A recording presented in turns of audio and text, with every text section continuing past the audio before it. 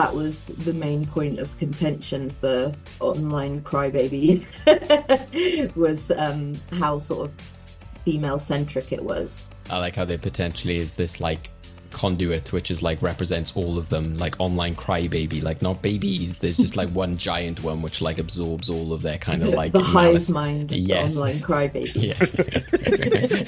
Effectively the Immortan Joe of it. Yes, yeah. Instead of like the demonic sort of smile, it's just like a mask of like a baby crying, like just shouting mediocre. That's all that person will do.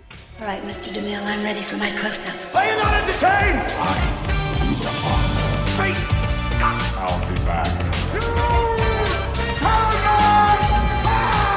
Here's Johnny. Oh, hi, Mark. They call me Mr. Tibbs. I'm Batman. It's not the Mark. It's a silly movie moon. I'll you, my pretty. To infinity and beyond.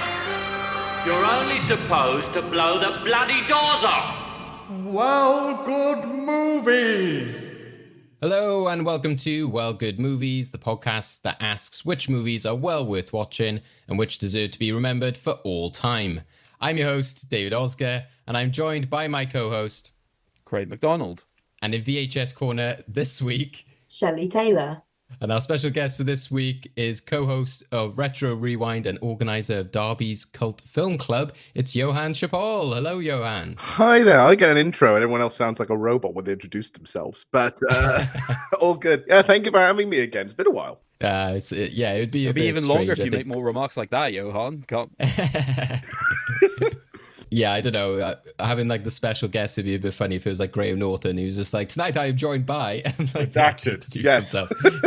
Hugh Jackman. Thank you, Hugh. I'm not saying your name. Excellent. But yeah, how are you feeling about today? Obviously, it's been a while since we've seen you. We've last talking about Brain Dead. So again, we're continuing the theme of psycho weird movies. Yeah, and all from around that region of the world. Are you just wanting me to go to like Australia and New Zealand? I just want me to hang out there. It's good though. It's really nice we've got to do the movie we're going to be talking about today. It's been a while since I've seen it, so it was nice to have a sort of rewatch it again last night and get quite excited for it. This has been my bag, so I'm quite excited for it. So good. Well, we're very excited as well. Say we're all revved up to go with the theme of the film, causing Shelley some more eye rolls there, especially after I asked her to be on this episode and I annoyed her with some puns there as well. But yeah, let's get to what we are discussing today, as it's a huge, massive film. So Craig, for those who didn't catch our last episode, can you tell us about how we came to talk about this film and what it is we are watching? In the last episode, we played A Price You Can Afford, where our guests had points that they had to bid on how confident they could name various films that Harrison Ford characters came from. In the end, Aaron was victorious over Sarah and chose David's film suggestion, which this time was Mad Max Fury Road.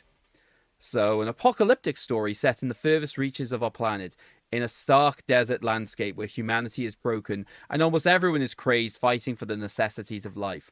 Within this world exist two rebels on the run who just might be able to restore order. There's Max, a man of action and a man of few words, who seeks peace of mind following the loss of his wife and child in the aftermath of the chaos, and Furiosa, a woman of action and a woman who believes her path to survival may be achieved if she can make it across the desert back to her childhood homeland.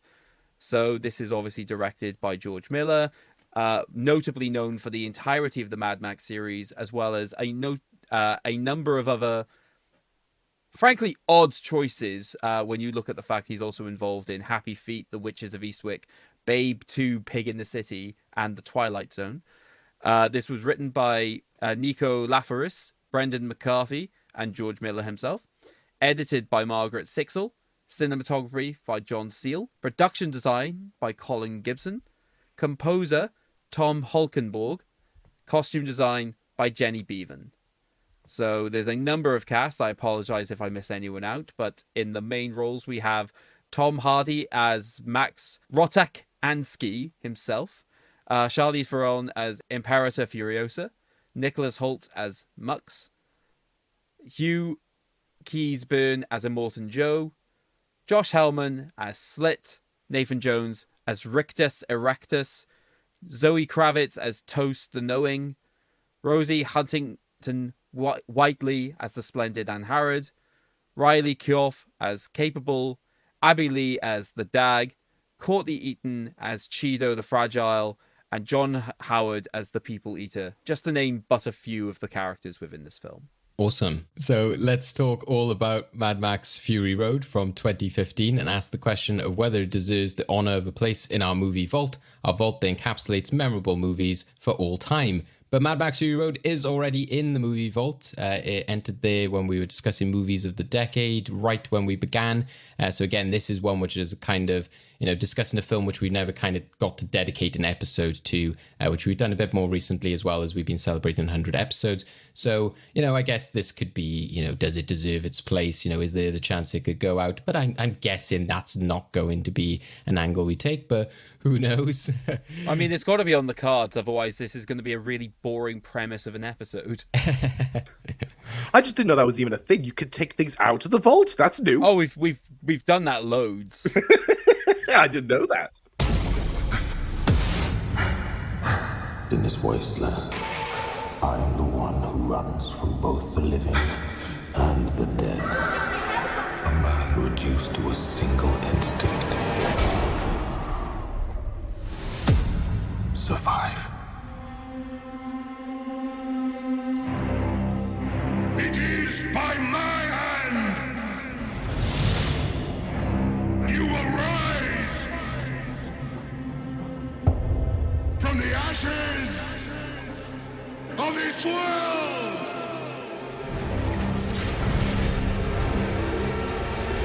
We are not thieves. We are not thieves. Where is she taking them?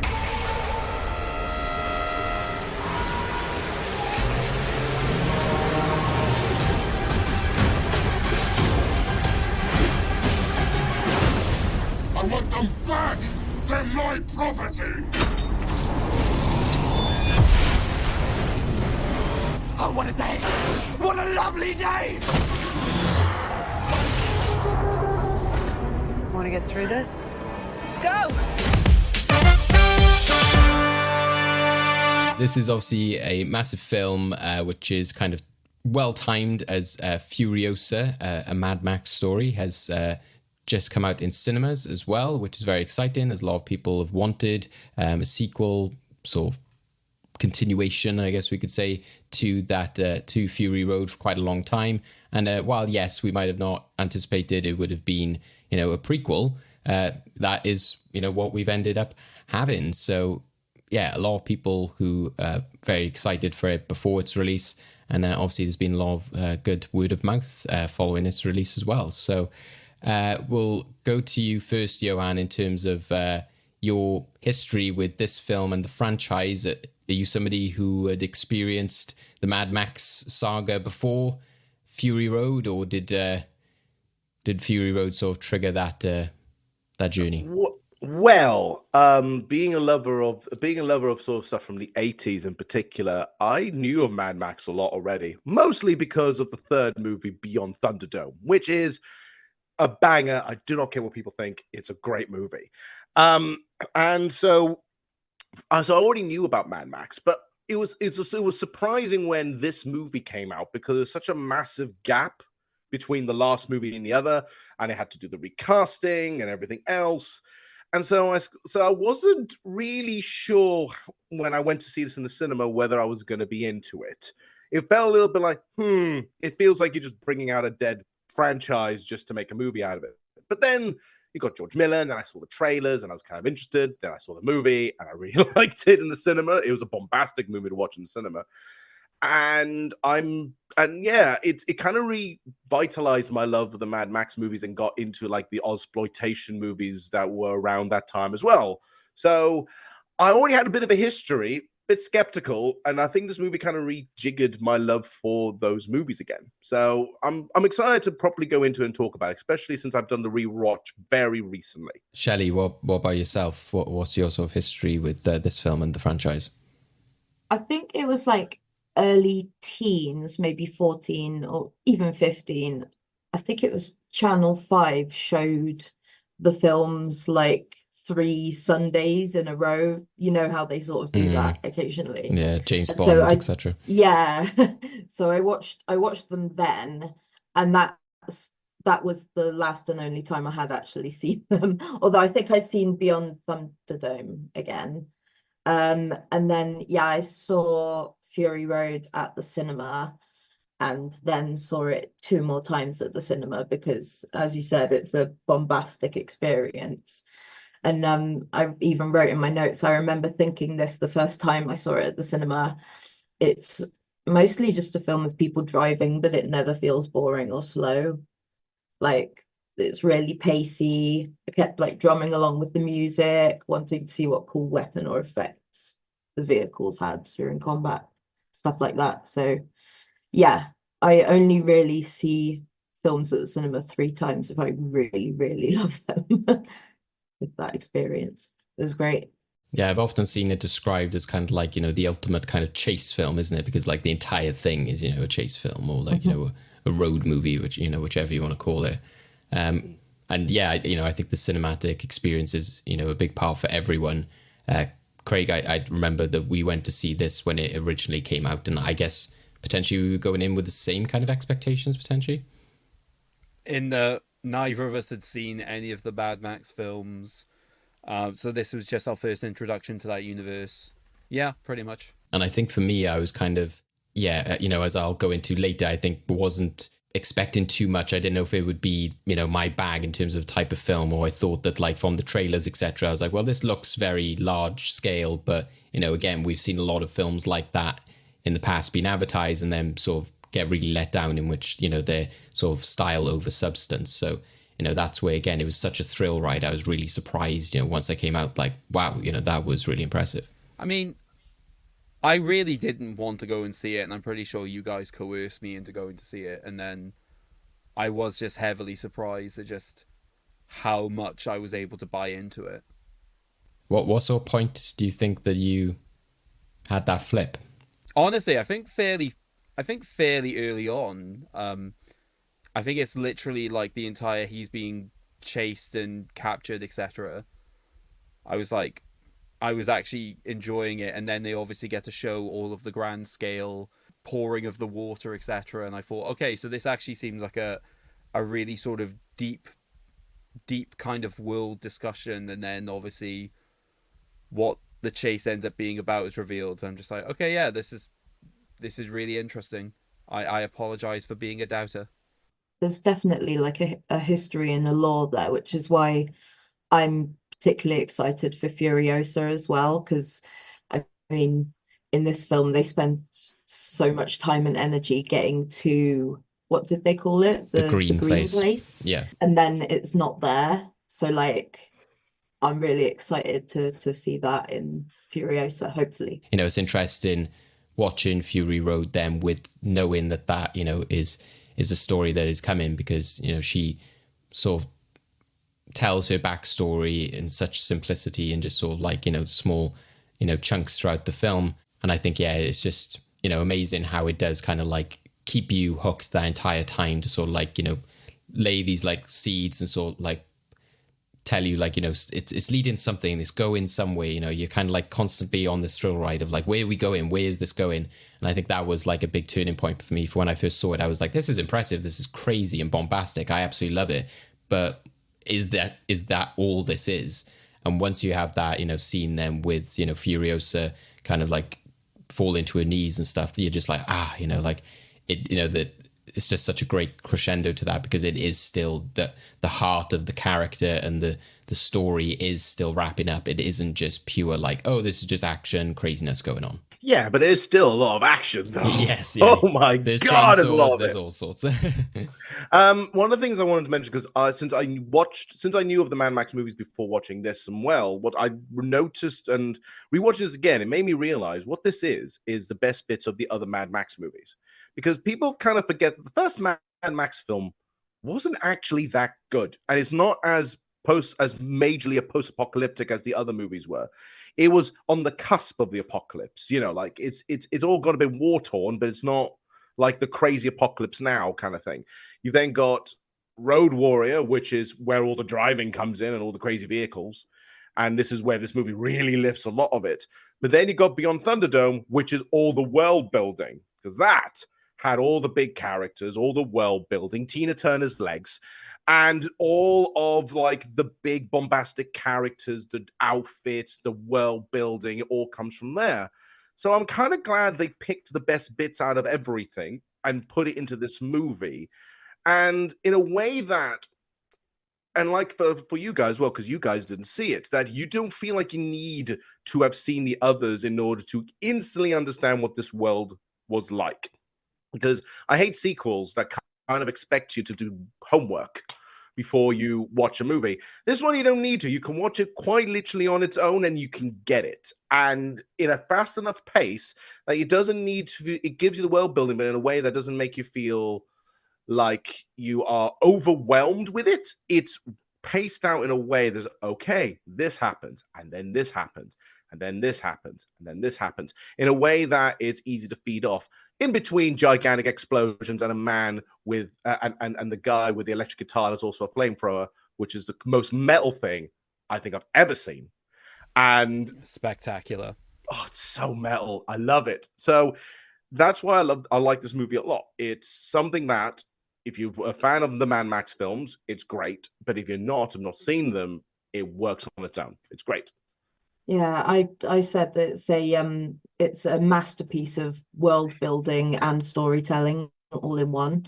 So like Craig said, it kind of, you don't have time to think at the beginning because you're immediately like in danger as Max, and then suddenly he's being tattooed and then shackled and then he's a blood bag and then he's on the front of a car and suddenly, you know, it's everything's happening, but it's telling you the story as all that's happening. So good. Yeah, but it's also not complicated, which is what's really good. The story is pretty simple. If you broke it down, if you broke down the story in a proper way, it would be a couple of paragraphs. It's not, the world building is naturally there to the point it's not naturally necessarily part of the plot. It's just the dressing of this very simple story. And because again, even the characters are part of the world building, because not all the characters are not necessarily deep, right? Max himself is kind of flat as a character. Like he's not like oh, I've got layers. No, he's you know he's got a bit of a past, but that's all you need to know. The rest of the time, he's a badass, and that's all you need to know. Furiosa, same thing. She has a bit of a troubled past. She's trying to help these women, so on and so forth. That's all you need to know. That's what's so great about it. That's why you can also get away with the cartoonish villains in this movie, where you've got like, you know, Immortan Joe, who is just this ridiculous character. You've got the War Boys. You've also got, who's the name of the character? The one with the gigantic swollen feet. Like the one who looks like an accountant. But yeah, I think that might actually be where the last one, the Craig is like the people eater. Yeah. Oh, yeah. But that's the thing, is like those don't have depth, really. They're cartoon characters, but that's fine because it makes sense in this universe where you have these ridiculously over the top characters. So it's awesome that way. So yeah, it's not a complicated story, but the world building makes it feel as more epic than it could be if like the world wasn't there. So to be fair, I have seen descriptions of this film that just describe it as like effectively a live action, really detailed versions of like a Looney Tunes cartoon. Definitely, yeah. And you know, it's funny because I was thinking, oh, we need to get Johann on for this discussion, because I was like, I'm pretty sure this would be his bag, and I'm like, if nothing else, the Doof Warrior would be my go-to as to why this is his bag. So yeah, you know, I'm glad you mentioned, you know, the guy on the guitar, because yeah, that was the character which I went to, which was like, yeah, this is the type of character that Johann would be on board with. And what the funny thing is like plot-wise, that actually doesn't make any sense at all. He's just there to be cool. He's there because Immortan Joe likes rock music and just wants to have a continuous rock band follow him as he's driving. There's no reason for that to exist other than the fact that George Miller was sat there going, what's the coolest, most male thing I can create right now? I saw it as like the extended post-apocalyptic version of like just war drums Yes, yeah. in the distance, but it's Yeah. also like a guy on a bungee cord Yeah. with a flame-throwing guitar. It's just so, all of it is so extra. I love it. It's so camp. Stick waving, isn't it? Mm. It's basically that. It's like when you see him going, oh, it's that guy. Oh God, it's that. Oh. Which makes sense considering how old the guy is and how he wants to control like the sources of breeding. Yeah, he needs to do everything he can to be like waving his dick about. Well, Viagra helps. I think as well is the fact that, you know, in terms of like post-apocalyptic films, I'm not sure what your thoughts are on this, Johann, but, you know, especially as you were saying, like as being a fan of films from the 80s, you know, often a lot of those, you know, things like the film that should not be named, Demolition Man, you know, which we've discussed before, often goes into like the future is leather and, you know, like people who like look like punks and stuff like that. Again, whether that stems from this, you know, from George Miller and some of these type of films, but then even going further back than that, I guess that there's always been this kind of like link with, you know, like punk and, you know, dystopia and rebellion, which makes a lot of sense. So I guess it kind of comes into that as well. And the sort of male appeal of it all, which, you know, I think, you know, we're talking our sort of like general thoughts and we're talking about the, you know, the world that George Miller creates here, you know, and one opinion which we had to get was our good friend Mary Munoz, who often appears on the podcast over on VHS Corner. So later on, I'll be talking to Mary, who wasn't able to make it on this recording session, but that is something that, you know, we discussed there is the kind of like the male appeal of this film, but why it's also genius that actually you've got all these like female heroines which are like also badass, but the film manages to get that balance of, you know, somewhat what you used to get maybe with like older Star Wars or maybe some superhero films of saying like all these weird, crazy, horrible dudes, they're there for the appeal of the guys, and maybe you shouldn't be supporting them, but you probably do kind of support some of them. But the actual heroes, the great characters, are the female heroines, but they're like masked in the way that like nobody's there going like, oh, well, this is woke and why are they on the front of the poster and etc. Because Max is on the front of the poster, but, you know, George Miller does this clever trick of... People did have that reaction though. Well, such a crybaby backlash. He still manages to mask it enough in the sense of like, I think the general audience would sort of look at that and go like, oh, this is for me, I can enjoy this, it seems like it's a balanced sort of like story, and once you watch it, then, you know, it kind of, then you're on board.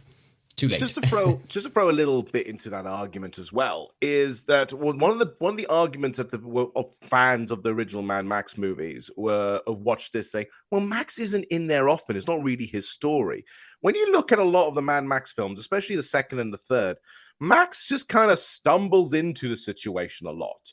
He's not, and then he happens to help. So it happens, especially in the third one. The third one had barely anything to do with Max. It had to be involved with like the tribal children and all that stuff. Same thing happened again here. It's more a, you know, circumstances brought him to a situation where now he feels obligated to help, rather than feeling like I'm the hero, you sort something out, which is actually what Mad Max's thing is. Mad Max is more an avatar for this universe, and just happened to be in it, which is why, again, to a degree, his character isn't like uberly deep. It's so therefore we as the audience can sit in his shoes and just sort of be the observer of what's happening around him.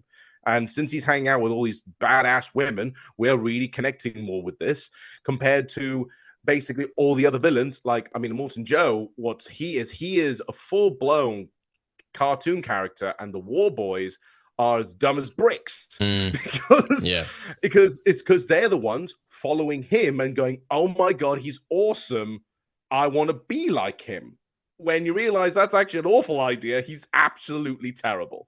So there's the argument there. It's the idea that it's, while Max is the front cover and everything else, he's just a conduit. He's just sort of there to help everything else go around it, and it sort of allows everything else to come out, and whether the theme of the story or the feel of it to come out more through him. So it's really interesting. It's a really sort of interesting approach that George Miller's done with Max, is to sort of let him stumble into stuff and let the world sort himself out. Yeah.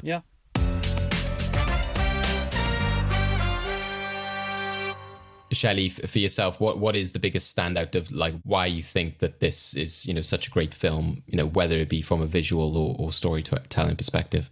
Oh, there's so much to choose from, but I think for me, when I saw it, it was the portrayal of the women in society. So I said there's a lot of like vulnerability, but also defiant power in the group of women. For example, Furiosa fights and holds her own against Nux and Max without even wearing her steampunk prosthetic arm. And another amazing visual is Splendid Angharad hanging out the rig door. But she's going into labor at the time, but it's to stop Immortan Joe shooting Furiosa because she knows that he would never shoot through her. So yeah, it's kind of the power of the women in the film and how they respect each other and have, yeah, it's like a quiet power that's kind of bubbling up and threatening to overtake this kind of male society because they need that. It shows you right away that they need the women, the is it mother's milk, you know, because water is in such short supply, need the women. So yeah, I really enjoyed that aspect of it, and I think that was the main point of contention for online Crybaby was how sort of female centric it was. But yeah, I thought it was great. I like how there potentially is this like conduit which is like represents all of them, like online crybaby, like not babies, there's just like one giant one which like absorbs all of their kind of like the hive mind of yes, the online crybaby. Effectively the Immortan Joe of it. Yes, yeah. Oh god, yeah. Instead of like the demonic sort of smile, it's just like a mask of like a baby crying, like just shouting mediocre. Yeah. That's all that person will do. Oh man, I guess it's worth you know saying, you know, recent experiences watching this as well. Like, so I, you know, watched it at home, and obviously, you know, it absolutely slaps when you watch it on like 4K, etc. But you know, then getting to see it rescreening of it, you know, ahead of Furiosa was a really special thing to see. So, you know, Craig, that reminded you of a lot of things about this film. You know, it was a great chance for both of us to go see it ahead of this podcast episode. So again, what stands out to you as your, you know, your kind of like highlights or general thoughts of this film? There's just a lot that it turns out that, because the last time I saw this film was around when it was released and then released on home media. So for me, I managed to just forget a lot about which characters actually have like the meaningful sacrifices in this. For some reason, I convinced myself it's like, oh yeah, I think bar one person, maybe they all make it out, and I'm like, oh god, no, could not be further from the truth. Just the fact that like Nux having such a meaningful sacrifice to sort of cap off the entire film as well, I thought was particularly poignant, especially considering that he spends the entire film wanting to have that moment to go through the gates of Valhalla. And he was doing all of that in service of Immortan Joe, but then the moment that has the chance to do that in service of effectively like the woman he loves, he does it and just has that moment again.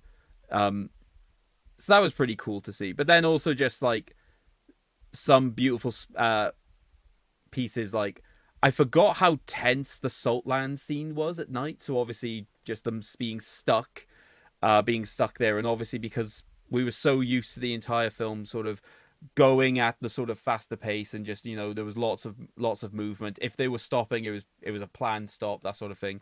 So the fact that you have moments where they're stuck and can't move, but can see just all the lights on the distance just slowly moving towards them, was just a beautiful way of building tension within the film. And obviously because like a lot of the tension is very much just like watching people, you know, swinging on poles and jumping onto moving vehicles as well. That's the sort of thing you can see and respect from, like, you know, the technical perspective and just the holy crap, this looks wild.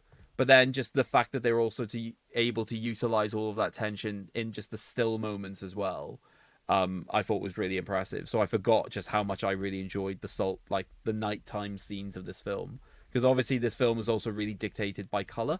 So the fact that I then forgot about how impactful the scenes that don't have that same color palette to them as well was just great to get back into again. And that's the great thing about like that big cinematic experience. Again, I would say, like, you can enjoy films, in whichever, medium. Maybe not so much if you speak to Christopher Nolan, the whole jokes about watching something on a PSP as he intended and that kind of stuff. But, I think that, if you're watching it at home, you can have like a great experience. But, definitely with Mad Max, if there is a re-release happening, whenever it is, every 5 years, 10 years, it is definitely one always worth checking, because I just found, like, because of those stunts, like Craig was mentioning there, people flipping around on poles, and the action is so quick paced and the edits are so fast, you actually need the big screen to be like, right, I need to understand what's going on here. Because when I watched it at home on the smaller screen, I was kind of like, wait, what happened there? Who died? And, like when I saw on the big screen, then I was like, I can see it now. I can see what happened. I understood, more of what was happening in those moments. And yeah, Craig's right. The tension of, the night stuff, especially, but that guy, the bullet farmer, is just firing off bullets wherever he wants. It really does, absorb you no matter how many times you've seen it. Johann, what about yourself? What do you think kind of encapsulates your thoughts of this film? For me, I'm a film teacher as part of my day job, and one of the things that I use this film as the ultimately best example of how to edit. The editing in this is outstanding, and they do it in such a unique way that it's very rare that it's been emulated. I think even around or even now without feeling like it's forced. So the editing is really cool because what the edit purposely does is purposely cut out frames in between things just to make things faster and more energetic. There's an energy to this movie that I rarely see replicated. I'll be curious if Furiosa keeps with this and whether they do something different.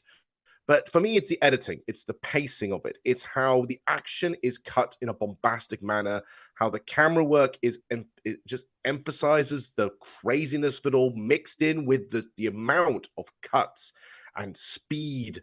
And I mean, there's sometimes something's just a frame. Like one of the things we've been talking about is how Mad Max himself doesn't have much of a character. But the thing we do notice is his flashback sequences, like the bit at the very beginning where he's clearly going through some kind of traumatic thing.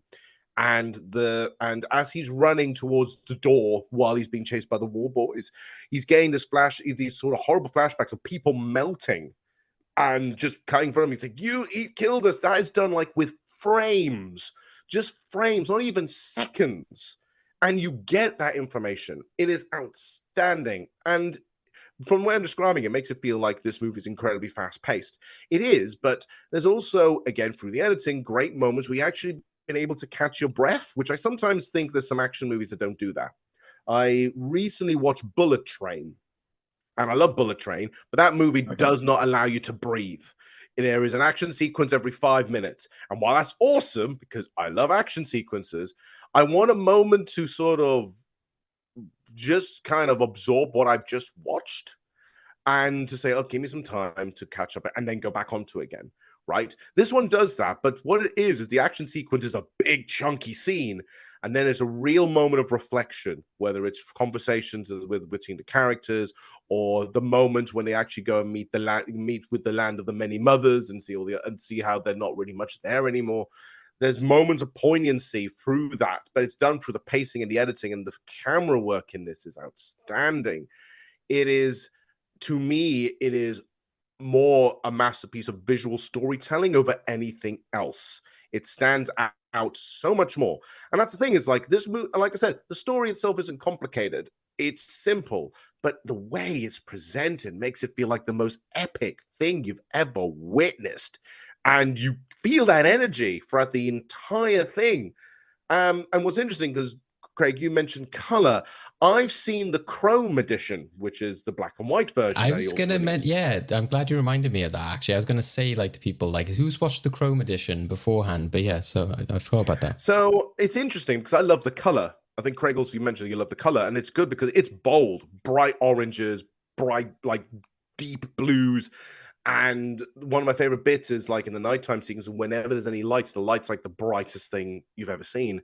But in the Chrome edition, it's a different feeling because everything it's no longer about color. It's about just absorbing that, and like the bright stuff is chrome. It's the color. It's not just black and white.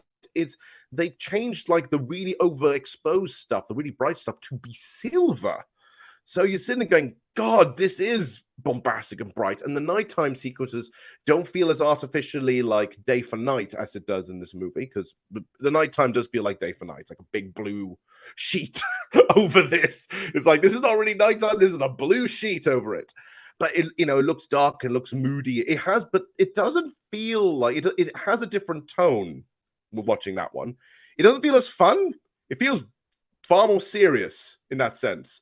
Because going, especially the nighttime sequences, which they're getting a bit more serious, is going like, this actually feels even more tense because it's not bombarded by just blue. It's like this feels like nighttime, and it's close and it's dark and it's scary, and it's that.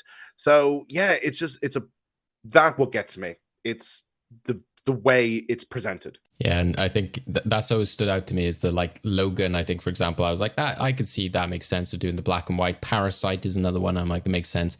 But yeah, Mad Max, I was like, but such a colorful film. But yeah, you have reminded me, well, you've pinpointed the fact that they do make it so emphasis on chrome. I didn't know if that was just a gimmick, but obviously they do add that in there. But, yeah, speaking to Mary, a lot of these themes, color and the world does come up. So we'll flip over now to my conversation with Mary, where we discuss a lot more of this kind of stuff and our thoughts on some of the technical aspect, costumes and performances. So over to me and Mary in the past. Woo! Cool. Yeah. So hello, I'm here talking to our good friend Mary Munoz, who had lots of notes about Mad Max Fury Road. So we had to get them recorded in some way or form. So thank you, Mary, for joining me on what feels like, I don't know, some like interview or something like that, but it's just another part of the podcast. Thank you so much for having me back. I appreciate this is slightly odd, and it does feel like I should probably have do the thing where you have the suit on top and pajamas on the bottom, because this does feel like I'm being asked do I want to join the team. But yeah, no, looking forward to chatting about this. My notebook did take a battering when I was watching it. That's good. That's good. And obviously you're coming fresh off the Endgame special, which we were talking about a bit before this, which we won't go too much into, but I'm assuming you're still waking up having nightmares about some of the rounds you had to go through. 100% some of the howlers that I committed to that will be, anyone can go back and listen to that. The performance is so bad that yes, I do wake up in a cold sweat thinking people are going to think I know nothing about film, which is pretty much what that quiz seemed to confirm. Well, hopefully we get the return of Team Lovely Lovely very soon to see if there is a redemption story. Oh, we'll be back, yeah.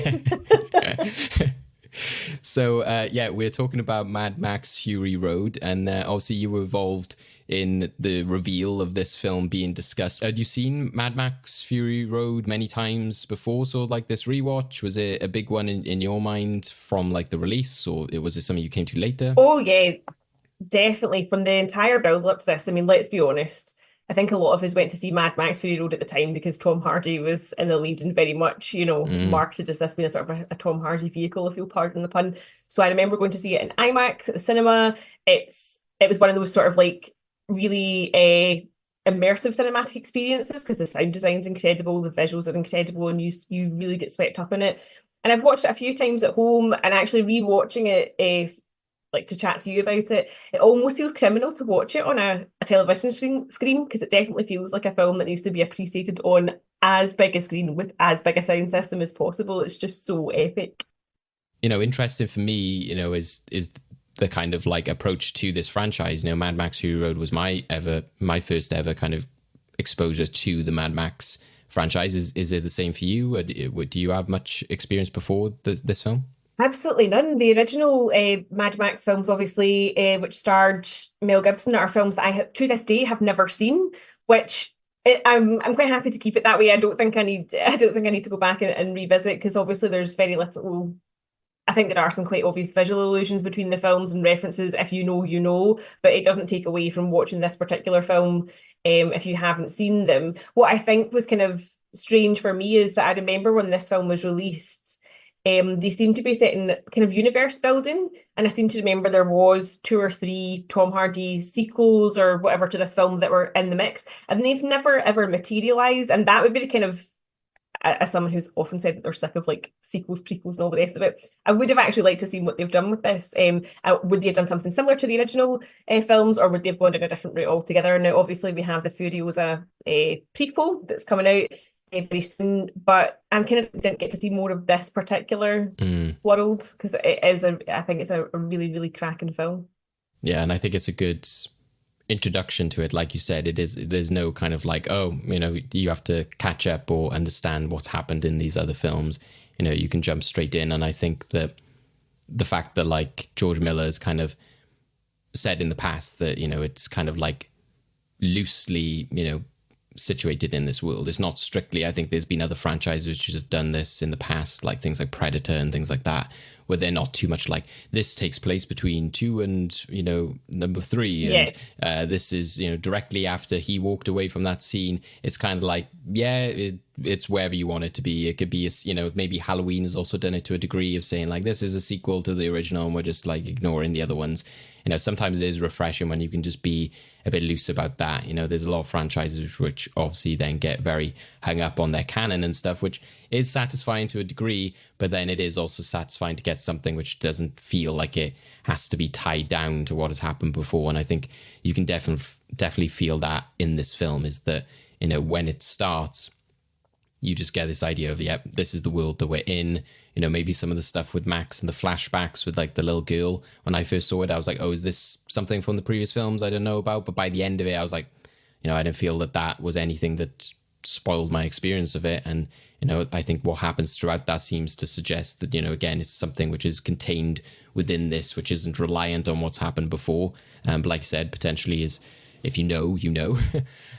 But yeah, I think it's a great way of opening up this world and adding a lot of elements which George Miller obviously loves and is very passionate about, because he's adding so much lore to these characters, to these, areas. He's saying that, Furiosa, she's like, was it in Imperator? And, then you've got like, Nux, who's like, they've got like their clan and they've got their ways in which, they say like, witness me and all this kind of stuff. And there's all the stuff at the Citadel, and there's ways in which he's clearly gone like, this is how this operates. This is what these people are called. This is what they're after. This is what's precious in this world. So I think the fact that it sets up all of that, like you said, I think it means it opens the doors in a great way to have stuff in the future, which we are now getting to a degree with Furiosa.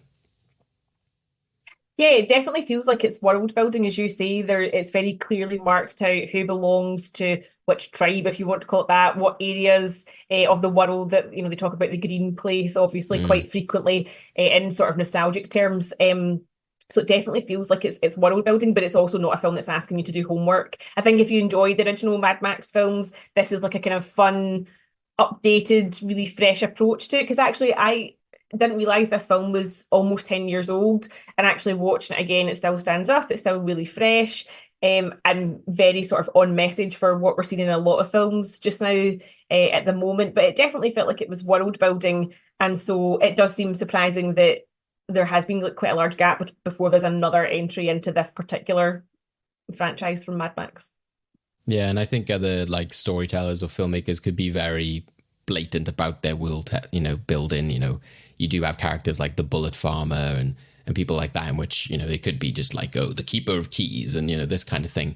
But then the fact that you just have like, characters like, the Splendid Angharad and, like Toast to the Knowing, Rictus Erectus, it's clearly again. Yeah, that was a choice. Yes, yeah. George Miller just, knows that like, this is what this world is. This is like the kind of like quirkiness and oddness about this. And I'm going to kind of like grab onto that and, and just run with it, because it just feels more like kind of real in that sense. It doesn't feel like it's in there just to kind of be controversial or just to be like, oh, look, we're another Harry Potter or Lord of the Rings.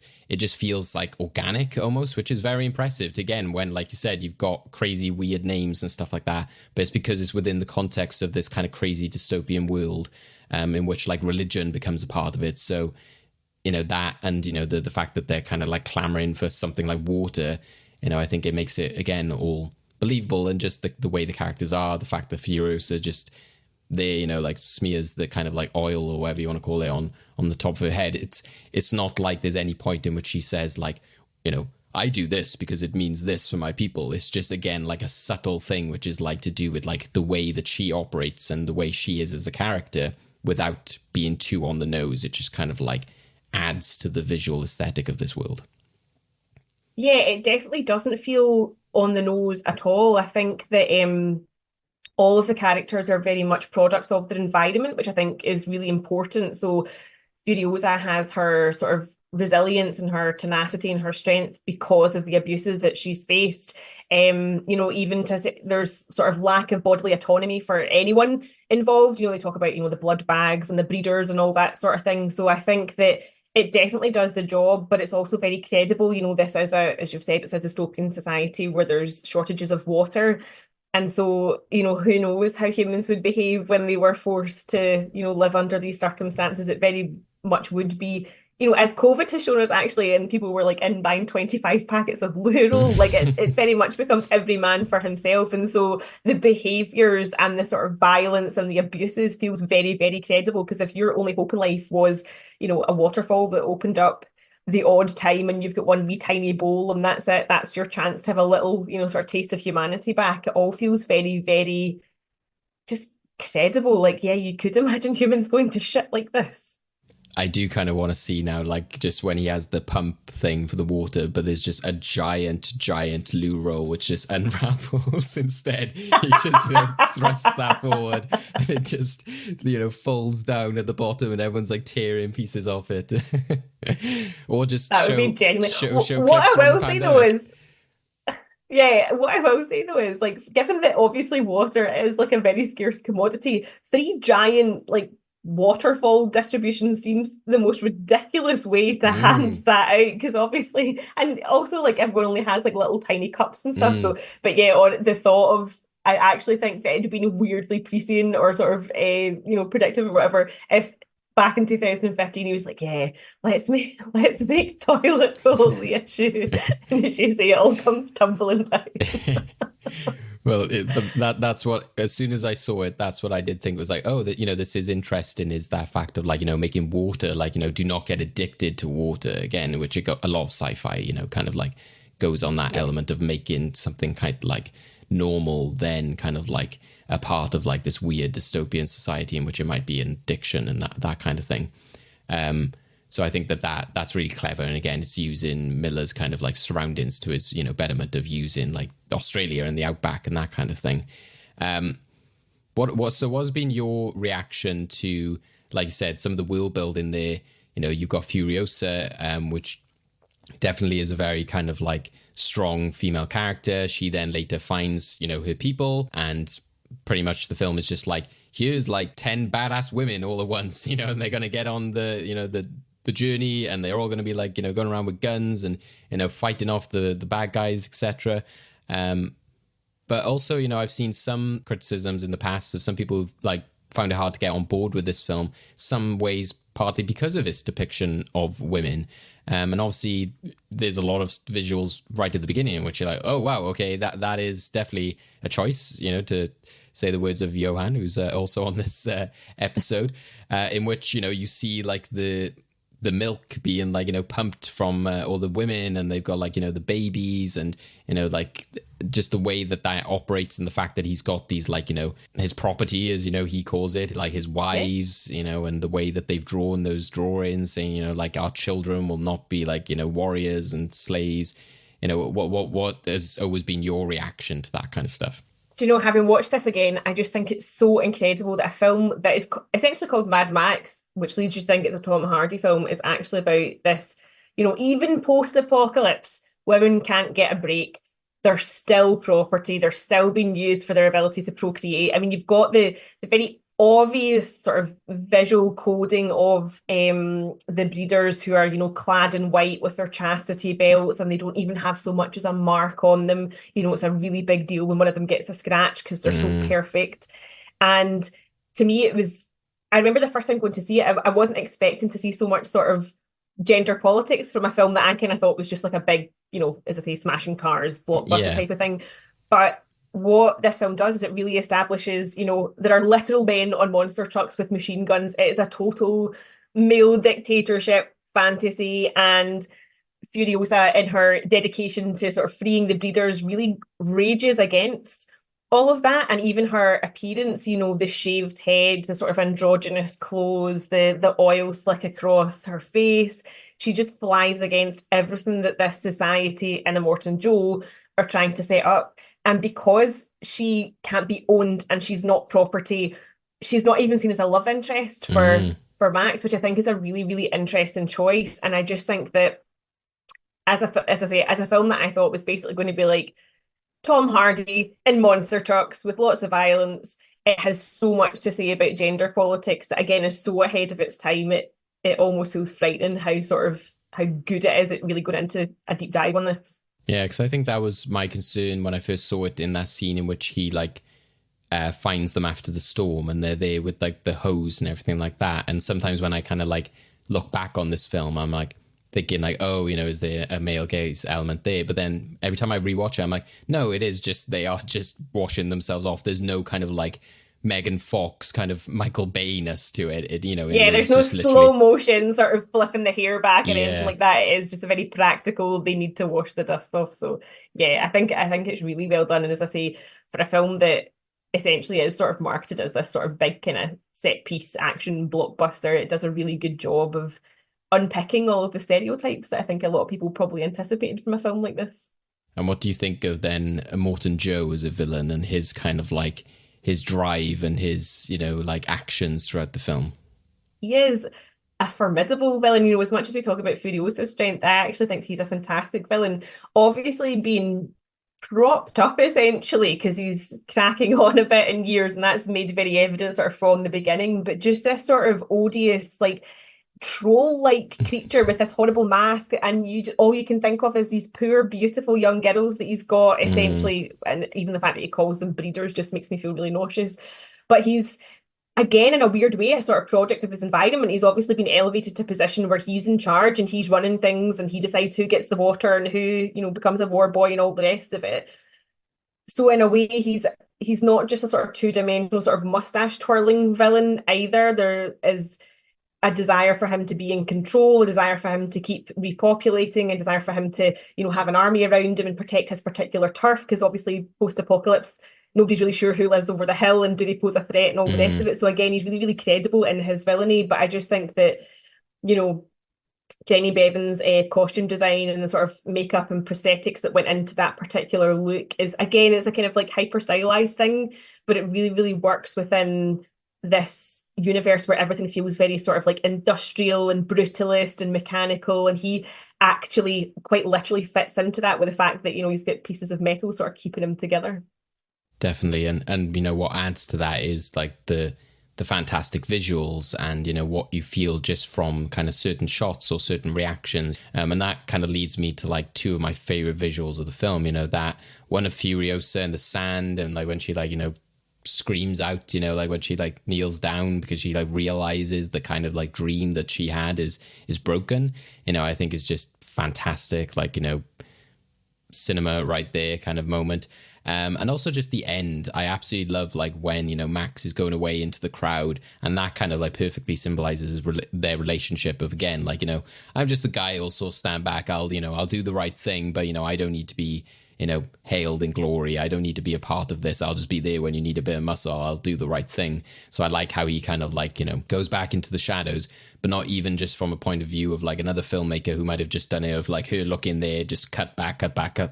It's that like the rising of that platform, and the fact that like your end shot then is just gradually seeing less and less of Furiosa as she watches Max until then that platform completely rises. And that's what almost, like you said, you go back to the prequel stuff, it is like that ends so beautifully. Like I would, I came out thinking the same thing. I was like, I'd love to see more in this world, but also you're like, that just, I no more questions, needed. Like, it's just like your imagination can gather what happens after that. And it's the fact that lift kind of like takes them there, but you don't need to see where it takes them to. And you can see how like Furiosa has sort of grown.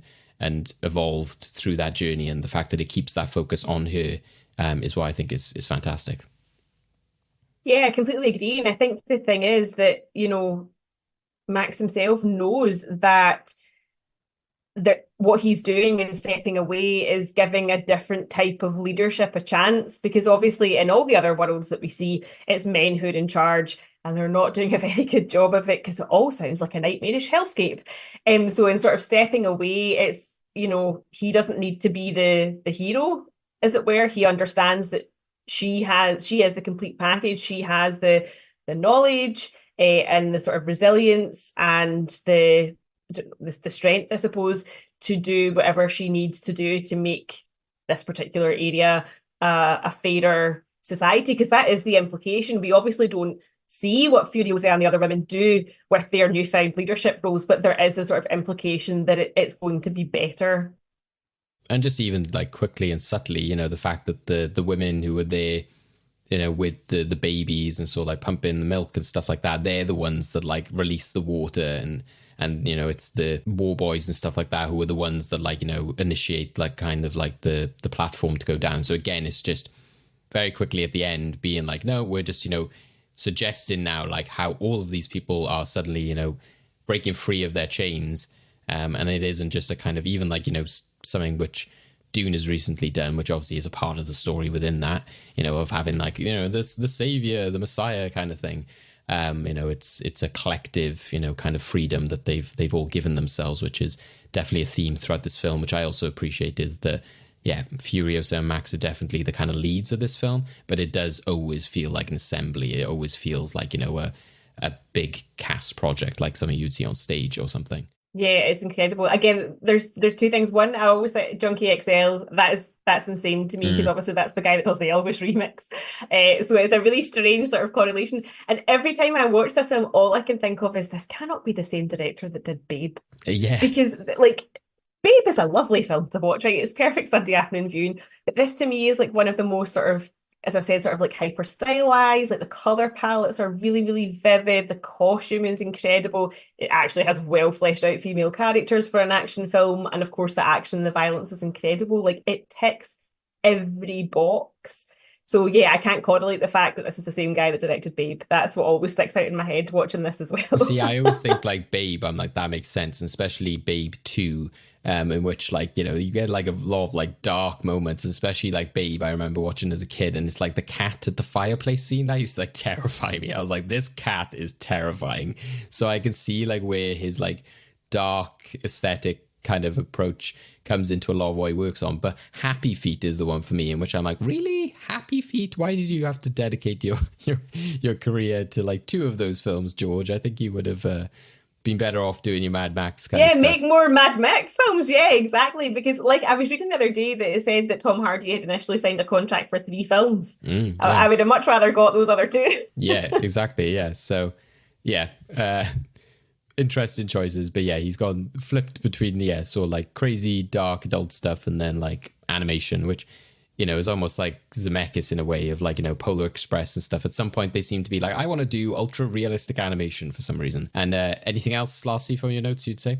Definitely just, as I say, shout out to the costume design. I think that Jenny Bevan did an incredible job with this film, because I think it's a film that even if you haven't watched it recently, I think that you still have a really clear visual in your head of what each of the sort of lead characters look like. Even Nux and the War Boys, definitely everyone knows what, Max and Furiosa looks like. And of course, Immortan Joe, it's so striking. And I just think that it's almost like, I don't know, it's almost like a painting. It's almost artistic. It's so out there. And I just think it's so well done, but it never in a way that makes you feel like, oh, for God's sake, of course he looks like that. Or, it's never on the nose. It's really, really well realized. It fleshes out their characters in another way without them ever having to say anything.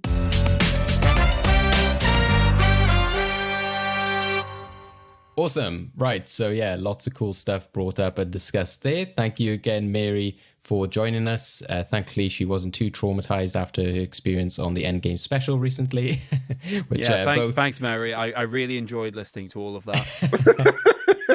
We miss you, Mary. But Johann and Shelley do know your pain, or I guess Johann well, there's two victors here. It's very hard for them to say like pain because they've both won Endgame specials in the past, but they know the craziness that goes down in those. Anyway, back to Mad Max. So, yeah, we've talked a lot there about like the world and how fantastic a lot of the editing and the sort of visuals are.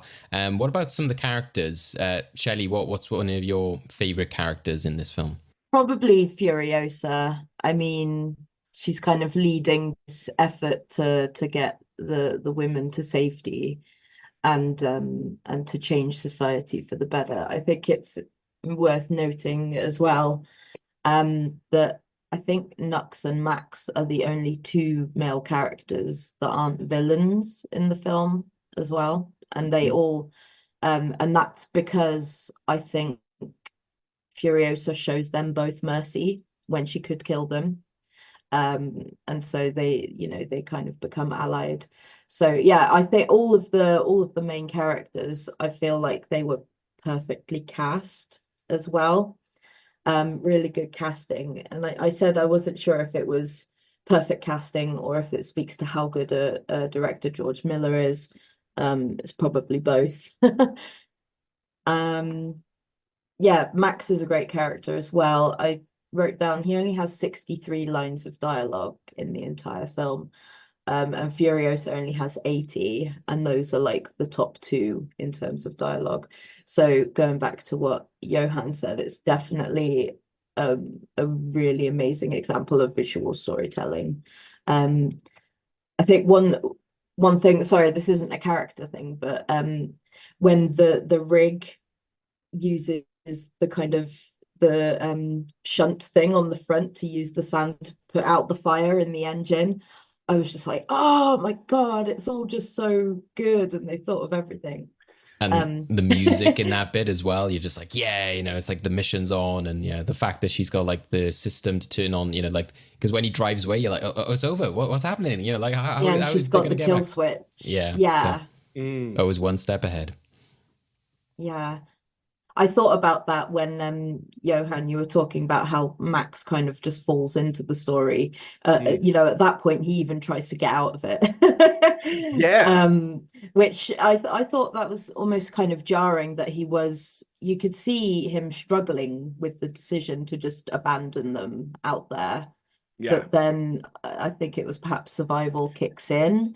But then obviously he's thrust back into the story because he needs them to continue to drive the rig. Yeah, because if the kill switch wasn't there, I can imagine Mad Max just frankly leaving them. And it's because, yeah, it's like this isn't his fight. This has absolutely nothing to do with him. This is he was thrown into this. He has no obligation against these women or anyone else. Like, there's nothing. He's just like, I want to get out of here, and that's it. And he wants to get the mask off his face as well. She's like, do you want to get that thing off your face? I thought that's a great moment to like... I love the file, yeah. Yeah, appeal to his nature. Which in a sound way is really funny because you can just hear it throughout the time. Just hearing it. Really good stuff. So yeah, it's eventually the idea that says, well, actually, I am stuck in a few things here. I do actually need your help. But not in a way like, because it's only till later on when they start talking as they're driving, where suddenly there is the backstory of why everything's happening. Because for the first half of the movie, really, Max has nothing involved in this. And that's an interesting caricature of him just getting involved and changing as a character in that sense, like actually caring, which kind of happens again in Mad Max 2 and 3. He basically, it's like, I don't want to get involved. And then suddenly going, fine, I'll get involved. But when he gets involved, he's good at it. So I thought it was interesting that the very first line and the very last line of the film are him saying his name. The first is the voiceover, and the last is him telling Furiosa his name and sort of opening up, as it were, as much as Max can. Yeah, that leads in, I think, quite nicely for what I was going to say, which is rare because usually people just change the subject and make me not be able to talk about it anymore. So thank you, Shelley. Yeah, for me, I sort of read everything that he was doing as basically a sign of trust. Obviously, the he wasn't able to trust anyone for a while because obviously he was being used as a literal blood bag. He's being tied to the front of cars and just literally just being thrown headfirst into danger. So it makes sense that, say, he basically just wants to run away from these people. And even if he feels that he should like help them or at least not abandon them, just the desire of just, I don't know if I can trust these people. So it makes sense then, obviously, because he's then dependent on them because of the entire kill switch. But Furiosa does reveal what the code for the kill switch is fairly early on in their journey, right? When they have to get past the... I can't remember the name of the sort of warring tribe that they made the deal with to like block the pass. In the canyon, yeah. The spiky dudes. What was it, David? I just call them the spiky dudes. Okay, well, that's obviously not their name. No. So that's not helpful, thank you. But yeah, so she basically gives him an element of trust quite early on to say, all right, here's the kill switch. I need you to drive when I tell you to. And he just buys into that immediately. That one sign of just, oh, maybe I can trust you if you're willing to trust me, basically just sells the rest of his loyalty then for the rest of the film. And it just means that he does end up doing some incredibly heroic things, including back in the Saltlands being able to take out those guys, granted off screen, so I don't know how badass he does it, but that's almost the more fact he badass. just walks off. Pardon? I just love that. That's almost more badass of like, you don't know how he did it. I love that. Like, so when he comes back, there's that tension of like, who is it? You know, like. And there's a line, that's a famous line that's saying like, oh my God, are you all right? It's like, that's not his blood. It's like, oh dear. Really, really cool moment. And I think the scariest thing for Max that he does is open up a bit and trust other people. Because I don't know. It sounds like from the previous films that he's always sort of a loner, and as you said, sort of thrust into a situation with other people, but he sort of still remains a loner. And yeah, although he kind of merges into the crowd at the end of this film, I think the fact that he opens up is a bit of character development for Max. Yeah, makes sense. Yeah, I think a lot of this film is, like you said, about trust and survival, you know, because we're in a post-apocalyptic world, so it's like, you know, only the strongest survive kind of mentality, which is how somebody like Immortan Joe has come to power. That is also true to like Nux in a way as well, is the fact that, you know, it's survival, and the fact that his entire world is turned upside down and changed. I love the progression he goes through. I think every time I'm always surprised and I forget about how great his progression is throughout the film. For me, with Nux, it's more about he's given a reason to live. Because obviously every time we see him, he just cares about the glory of Valhalla. He wants to do everything so that he gets blessed by Immortan Joe, etc., etc. It's only really when like he's found by which of the wives finds him like hiding on the rig. Yeah, it's either Capable or the Dag, because we know it's not Zoe Kravitz and it's not Ang Harrod.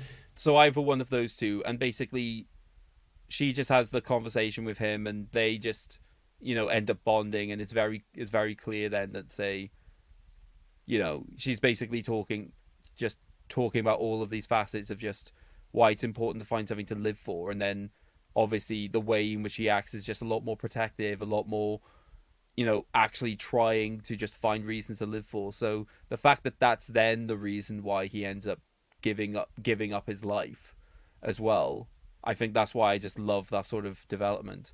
But because we said this after we saw this in the cinema again, we both convinced ourselves before rewatching the films that he survived. We just forgot he died. It's just something about that ending in which for some reason I can imagine him on the car or the platform or something. I don't know if it's just because there's that many war boys there at the end, but yeah, and I just searched it. It's Capable who's the one that finds him, and then the Dag is the one who's the more poetic, strange one who then takes the seeds and everything at the end. Let's not forget as well, like, quite a sort of gruesome scene in this. And I think when we went to see it in the cinema, Craig, I think there was a few people who had never seen this film before. Maybe, I don't know if they forgot it, but there was when there's like the kind of I don't know, should we call the it C-section? Yes, that scene. There was a few people who were like audibly were like, "Oh my god," and like there wasn't laughs at that stage, but there was a few like laughs at other bits, which suggested to me that there was a few people who had never seen it before, and. Yeah, so the fact that guy is called the organic mechanic, just says everything again you need to know about this world. I'm not going to lie. I'm now going to imagine from now on, pretty much, that the organic mechanic is just how I imagine all Aussie doctors to be. Just that sort of blasé and just laddish about the Not way even in which... viable, mate. Yeah. Oh, that just flings it around. You'd be a bit like that guy in Neighbours, where he's just like, your daughter has syphilis, and they're like, oh my god, and he's just like, I'm just joking. It's like he would just be like, no, I'm not joking. Like he was just like, sorry, mate. But it's all right. Yeah, the tone was off on that, where something so tragic. And well, just the visual like of Immortan Joe holding, I think, Anne Harriet, that is just so like impactful as a visual. The way she's so spread out, and like he's like, that's when his mask like opens. I think it's like one of the only times you really kind of see that, and there's obviously like Rictus is sort of shooting the gun and everything like that. Yeah, it's a really kind of impactful scene, and again you feel the weight, as you said, Johann, because we're able to have this breathing room afterwards in which like they kind of mourn that character. And that's why, again, I like when the sort of like the many mothers come into it, because there's that idea of like hope brought back in, but then immediately, Furiosa is then saddened again. And I think, to go back to what you're saying, Shelley, is that, she is like a kind of freedom fighter, but, she's not big-headed about it. Is that, she's just trying to do the right thing. She's very sort of humble as a character, which I like. You don't end this film feeling like, she's like now the queen or anything like that. She is somebody who's liberated these characters. I felt like she felt like she only had to be strong until they got to the mothers, and then at that point she strips off her arm and falls to her knees and just sort of screams, because she was expecting the green place and to be able to breathe and not have to fight anymore, and not have to be treated as a commodity in society, no matter how weird the society is. And I think that moment of despair is the realization that she's got to keep fighting.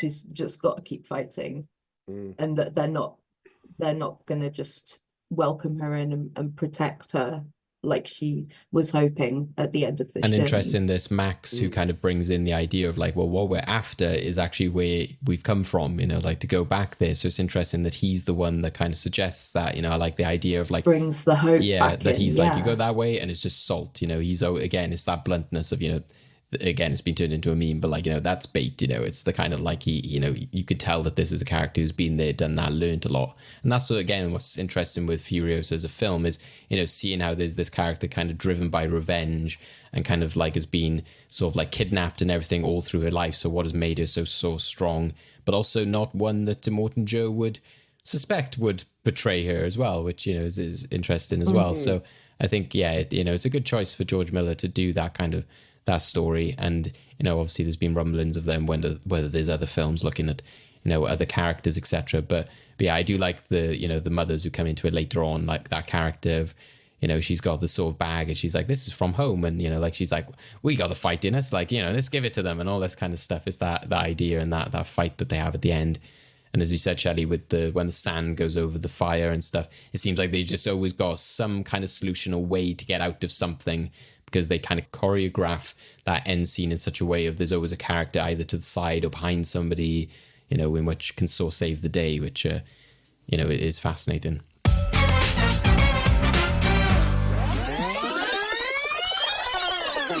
Okay, take those cassettes, rewind them, and play them again, because it's time for VHS Corner.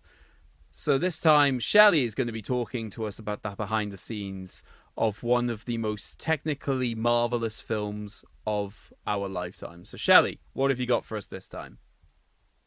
So the first fact is that the film had an exceptionally long production period.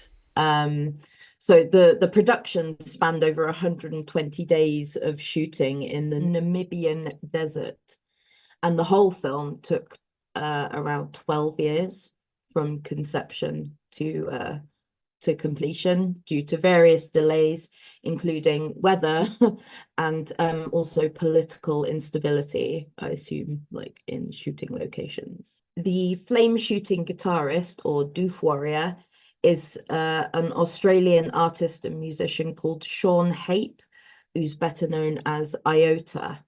And in an interview, he said the guitar weighed 132 pounds, which is just under 9.5 stone, and shot real gas-powered flames, which he controlled using the whammy bar of the guitar. So that kind of reiterates how few digital effects George Miller uses, in that even the flames coming out of the guitar were real. Neither Tom Hardy nor Charlize Theron could kind of see the vision of the film until they actually saw the fully edited version. Charlize mentioned there were experiences where she had no idea what she was filming, up to the point where she would ask George Miller what the hell he was doing. But in the end, seeing the film finished greatly exceeded her expectations. And I think Tom Hardy said the same. In fact, he sort of apologized to George Miller for not being able to see it in a press conference in Cannes. The portion of the blood bag information tattoo in Max's back at the Citadel reads, day 12,045, height 10 hands, 180 pounds, no name, no lumps, no bumps, full life clear, 2 good eyes, no busted limbs, piss okay, genitals intact, multiple scars, heals fast, O negative, high octane, universal donor, lone road warrior, rundown on the Powder Lakes V8, no gasoline, no supplies, isolate psychotic, keep muzzled. And then finally, when engine number 1 of the war rig breaks down during the final chase to the Citadel, the sound it makes is the same sound the Millennium Falcon makes when it breaks down in The Empire Strikes Back. And those are my facts. Fantastic. Thank you very much, Shelley. Was there anything that struck you guys as particularly interesting from that? I know for me that just the idea of the actors not having any clue about what the actual film is meant to be doing, and then having to be like, okay, fair enough. They've been in the desert for 4 months, just like punching each other in the sand and in a truck cab. It does. Yeah. It did sound like a very chaotic shoot and a long one as well. So I can imagine after a while, I think they're all just getting slightly fed up a bit. It's like, I have no idea what's going on. This sounds like noise. This is crazy. Yeah. But it really shows again, the edit saved the movie dramatically. Yeah, I was gonna say, it really put it all together. I was gonna say, if it's so reliant on that, because again, it's not like where you could say Avatar or something, which you're like, oh, trust me, like once the effects are added, like you would have no idea what you're filming until literally the CG is made. But because you can barely storyboard this film, it would be the same storyboard for so the fact that you would just be there in the desert, but you would still see all the cars and everything. But like you said, I think it's that combination of then like filming these specific shots and these action sequences in such a way that then it makes sense afterwards. In which if you were just doing a very dramatic, heavily scripted film, and you had these great punchy emotional moments, you'd be like, oh yeah, I get it. This is why this is so good. But with something like this, it'd be harder to see that vision. But I wonder how much of it was kind of like the kind of post production stuff added to it, apart from just whether it be visual effects or sort of like tinkering around with kind of like the combination of practical and weren't the majority of just special effects just used on like the distant background? Exactly, yeah, that's what I mean. So it's interesting that the fact that like they would see that, so it's not like Avatar in the sense of like you're not having to rely on like foam balls. The point again, David. Yeah, but what I'm saying is that it must be like Johann said in the editing that you would see all that stuff there, but it's the way it's combined together. But and the weight of the guitar that is one standard. Just how heavy that was, my God. That would explain why it's also propped up by a load of strings, as is the guy, right? And the fact that Max is able to kind of like, well, both of them are able to kind of like ride on it at one point, when they're like tussling around. Yeah. I do love in that scene though he's actually like running past, like, because I love how George Miller isn't just like, we're gonna have this guy like, playing guitar and like these people like playing drums, and that's just like an element of it which is just there always in the background, or somebody's like, well, what happened to that? Well, what's the practice? And he's like, no, like Max will interact with that at one point. He will be on that vehicle and he will be like climbing over it and stuff like that. I love how the drummer's like, no, we must keep drumming. A guy is even stepping over us drumming and we are still drumming. But again, it's the how thought out this world is, that tattoo thing, that's just fantastic. I just love how, like, again, it's just literally like his medical record but tattooed to him, because you can imagine that that's how they would do it in that world of just saying, here's what is useful to him, like, and what but also, so how unmedical parts of it are, like no busted limbs. No busted limbs. Bumps. Piss okay. Yes. It's okay. Genitals Also, intact, I believe it was. Genitals as well. intact, yeah. My question is, for some of those things, what did they have to do to test this? Like, what did they have to do to find out that his piss was okay? Piss in a jar. Piss in a jar. Yeah. I guess in the world of like little water, if they just can't piss, their piss is not okay. You can pee. When is your piss not okay? Yeah, exactly. There's the weird philosophical question of the age: when is your piss not okay? Brilliant. So yeah, thank you, Shelley, for all of those facts. Some great information there. So now we round up our discussion by going to the movie vault. So for anyone new to the podcast, we like to think of this as a time capsule of memorable movies for someone to dig up in the future.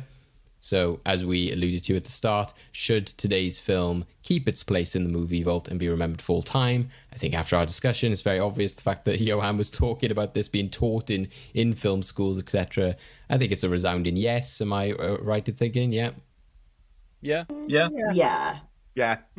So, as Craig, sort of referenced it, one of the most visually spectacular films of our time. So rightfully deserves this place. So in the movie vault, it stays Mad Max Fury Road from 2015. What are your thoughts? Do you think we should discuss another Mad Max film in the future? Let us know. But that is it for today's discussion. So now we go to our final segment, which is today's Endgame. We're in the endgame now. Okay, Endgame time. This is a game that I've just lovingly called Too Fast, Too Fury Road. Obviously, this film has one of the most impressive chase sequences in movies.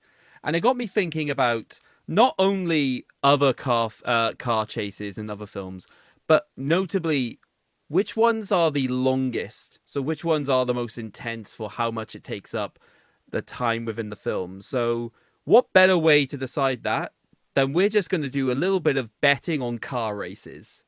So what I've done is, thanks to a list I found online, I've got 10 films, all of whom boast the longest time in car chase histories. And what I'm going to have you do is I'm going to have you choose a car that represents the film, and then whichever one has chosen per round, the car that chases the longest will get the point for that round. So we're going to do 4 rounds, and then there's going to be a 5th round in which you will try and guess which of the 2 films is the longest in history. There's also bonus points available for if you can guess roughly how long the car chase in your prospective film is. Okay, to do this, what will happen is per round, I'm going to give you a choice of numbers. That number will determine what film you have. Note, I've been smart. It isn't just the higher up on the list, the higher likely it is. I've mixed them around because I'm not an idiot. All right. So, are the contestants clear on the rules? Yes. Wonderful. But before we get into that, we need to know what it is we'll be playing for. So, we will, as usual, be deciding the film we discuss in the next episode based on the results of this game. So I think it's probably best that we go to our contestants to begin with to have an idea of what film they would suggest going forward. Johann, tell us about what about your film and your choices for wanting to put it forward. Okay, so for me, looking at Mad Max Fury Road, a couple of things came to mind. One is about a bunch of badass women fighting off against an absolute monster of a man. Right, that's one thing. But also, it's a belated sequel. There's a big gap between Beyond Thunderdome and this one. And so my movie kind of falls into that. It is both of these things. The story is about a bunch of women who end up having to take down an absolute male menace, but also it's a belated sequel. I won't go into any more details other than this movie is from 2018 and it stars a very, very famed masked person. Interesting. So we have the famed masked person from 2018 with a bunch of women taking over. Fantastic. Shelley, tell us a little bit about your film. Mine is a crime action film based on a historical book. It's a film from 2012, and the things it has in common with Mad Max is, I believe, one actor or actress, and the fact that I saw this film 3 times at the cinema as well. So really enjoyed it. Okay, wonderful. So we've got a crime drama with one of the same actors from 2012. I'm having flashbacks. Okay. David, to go for the host's choices, tell us a little bit about your film. So again, I feel that between Witness and this film, there was obviously very much a jump in sort of genre and style.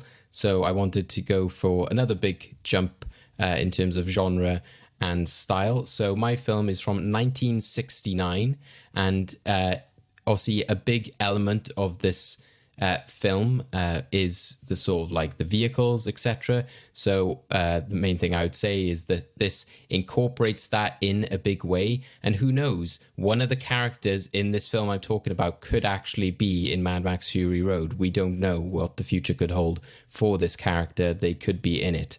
And the other thing I'd say is obviously we've got Tom Hardy in Mad Max Fury Road, Charlize Theron, a very big name for their time. And I would say that, a very big name for this film is David Tomlinson, who was known for playing Mr. Banks in Mary Poppins and Bedknobs and Broomsticks. So obviously equivalent of star value here. So my film from 1969.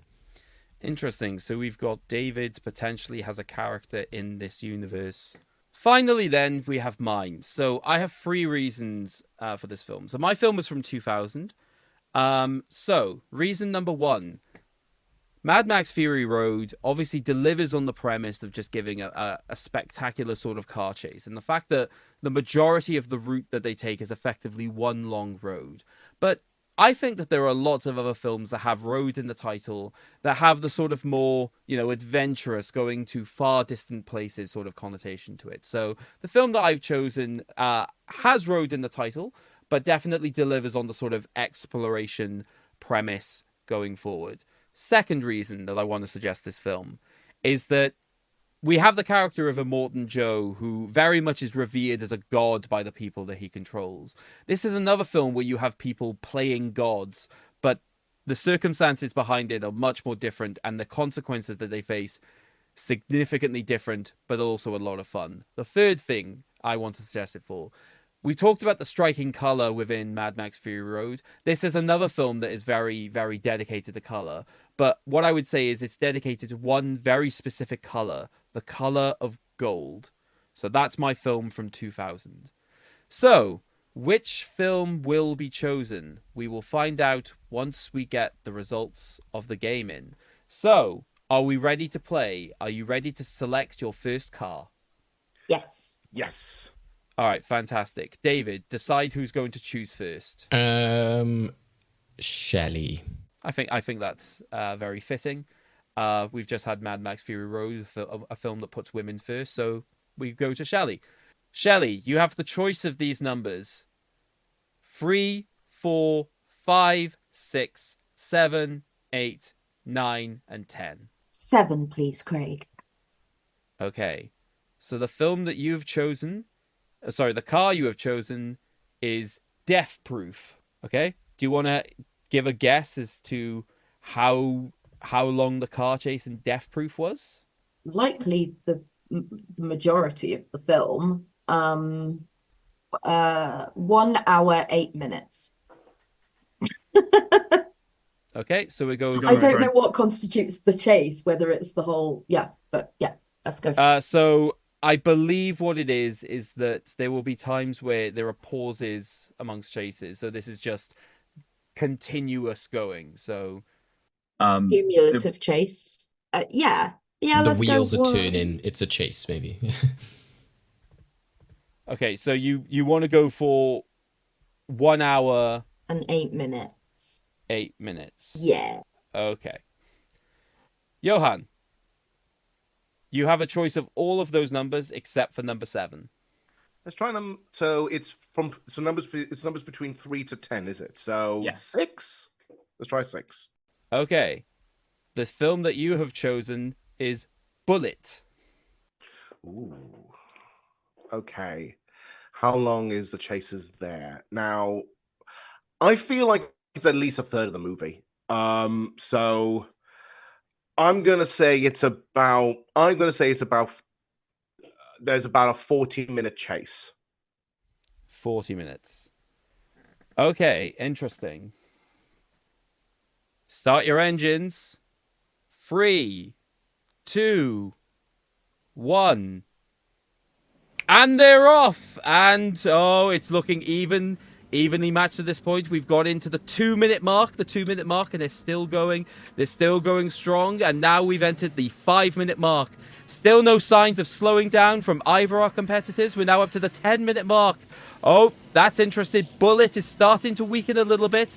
Oh, and Bullet has stopped. And Death Proof is still going. And we're now past the 15-minute mark. And Death Proof is now slowing down. And there we have the results. Bullets lasted 10 minutes and 53 seconds. Death Proof, 15 minutes and 32 seconds. Round 1 goes to Shelley. Really? Yeah. Yeah, because you outlasted me. Well, yeah, the longest chase. Oh, I thought it was who was closest to the. No, that's the bonus point. You oh, get okay. the winning... Oh, so it's random, but the bonus point is. Well, no, the bonus point could be calculated, but like it's a game of luck. Yeah. Yay! Congratulations. I look forward to when the car does go for like 1 hour and 8 minutes, because it'll just be Craig like in that Simpsons episode with the soccer game, and it's just like a back, he passes it back again, it goes back again. We'll see if I have the energy to keep that going at that point. Okay, so now we come on to the second race. So Johann, you get to choose your car first this time. So again, any number between 3 to 10, but not 6 or 7. Let's try number 4. You're going for number 4. You have chosen Blues Brothers. I was hoping this would turn up. Now, this has I have to remember how long it is, but I do know it's the police car scene. It is. Yeah. It's famous for being long and ridiculous. So I'm thinking it is about. I'm going to say it's about 22 minutes. 22 minutes. Okay. I should say I'm willing to award the bonus point is if you are within, given the guesses, if you're within 5 minutes either side. Is that fair to say, David? Yeah, I think so. Okay. Shelley, which car are you going to bet on next? 9.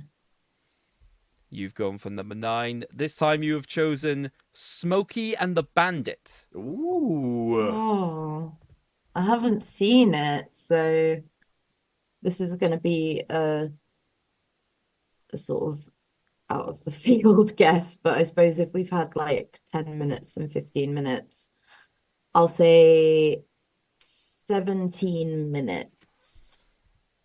17 minutes. Okay then. So in round number 2, we have the Blues Brothers versus Smokey and the Bandit. 3, 2, 1. And they're off. Ooh, a bit of a stalled start there for Smokey and the Bandit. I don't think that film's going to last very long all the boat, but nope, they got into groove. They're now both past the 5 minutes mark, although Blues Brothers definitely going on a little bit stronger, but seems to be slowing down as well. Oh no, Smokey and the Bandit has stopped before the 10-minute mark, which means Blues Brothers is still going. But not for much longer. Blues Brothers finally shot down by the police, finishing. So in the end, the final time, Smokey and the Bandit was 8 minutes and 33 seconds. Blues Brothers, 11 minutes and 15 seconds. So that is a point to Johann, but that is no bonus points awarded yet. I literally said double. Yeah, it's famously long. It's just like, it must just feel long. I said double mine as well. Pretty much, yeah.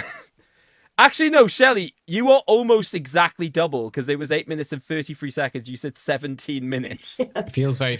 You were off by 6 seconds. It feels very fitting that we're doing this game also after seeing a rescreening of the Phantom Menace, where you had the pod race scene. Oh, no, this is pod with the racing. commentators like, it's Skywalker. Can we have that said at one point? Yeah, where do you think... I said to you in the cinema, I've had a reinvigoration of what this end game is going to be. So that two-headed alien that George Lucas came up with was of use. Yeah. The only time anyone will ever say that. All right. We come into now the third race. Shelley, your options to remind you are 3, 5, 8, and 10. 5. You've gone for Ronin. So that is Ronin. Any estimations of how long this film's chase was? What's Ronin? What's it about? I think it's... don't quote me on this. I'm only a film podcaster after all. I think it's about an assassin. Yeah, it's like, isn't Ronin usually like a samurai type thing? So that's why I'm like, what? This is definitely not a samurai. Let's say 12 minutes. 12 minutes. Okay. Or should I halve that to 6? Okay. Johann, so you've got 3, 8, and 10. Let's go 10. Okay. You've gone To Live and Die in LA. Okay. I've seen that one. Been a while. So I remember bits of the movie, but it's kind of all over the shop. I'm going to say that the chase scene was I'm going to keep it low on this one because I don't think that movie is renowned for its car chase. I think it's more everything else. I'm going to say 8 minutes. 8 minutes. Okay. So we've got Ronin versus To Live and Die in LA. 3, 2, 1. And they're off. So they're moving, but it seems that both cars seem to be in second gear for a lot of this race. So this is going to be a bit of a slow one. So we're past the 1 minute mark. Yay! Oh. We are past the 2 minute mark. We are past the 2 minute 30 mark. Okay, they're now taking things a little bit seriously. They're going up a gear. We're now past the 4 minute mark. And now the 5. We're coming into the territory of 6. This is where your guesses are. They seem to be a bit even. Oh, but one of the films is stopping, and one of the films has stopped dead on 7 minutes. And that means that the winner of this round, making it to 7 minutes and 35 seconds, is To Live and Die in LA. Whoa. So, Johann, your guess was 25 seconds out, which means you also get a bonus point. Woo! Shelley, because your guess was a minute out, you also get a bonus point. Oh, it's even Stevens now. It feels close. It is very close. It is very intense, very much like these car races that only I get to witness. All right, we come into the fourth race.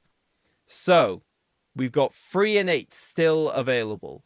So, Johann, do you want 3 or do you want 8? Let's go 3.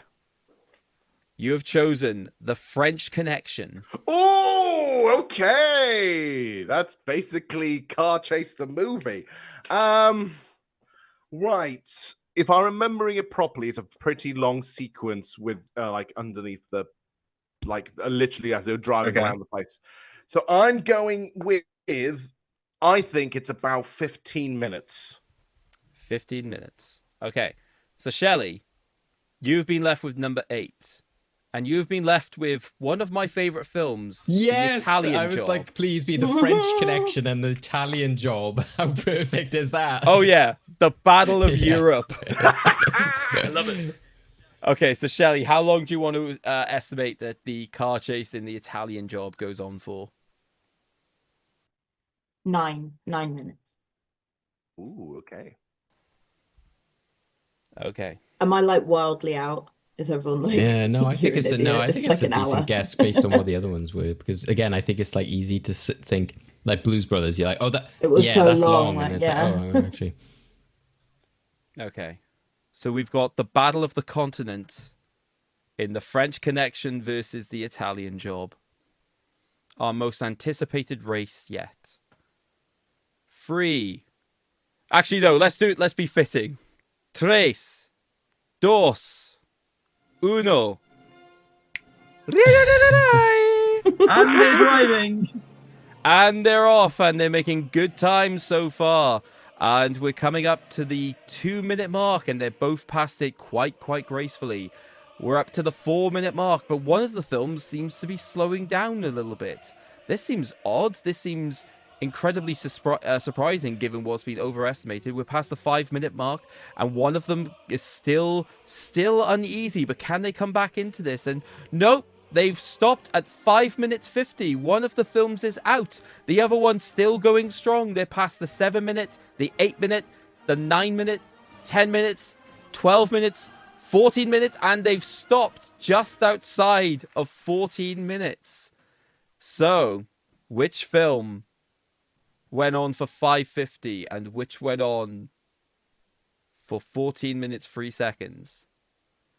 The winner of that round was Shelley. The Italian Jobs went on for 14 minutes and 3 seconds. Do I get the bonus point though? No, because you are 3 seconds outside of the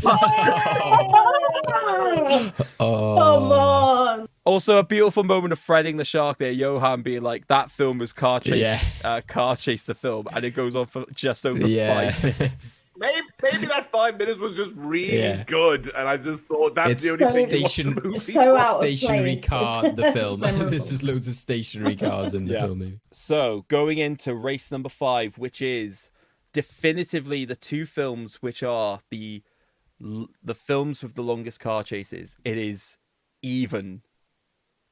Literally even. So, to decide who gets to choose, we are going to flip a coin. I have a virtual coin flipper in front of me, as long as everyone trusts me. Yep. Cool. Shelley, heads or tails? Tails.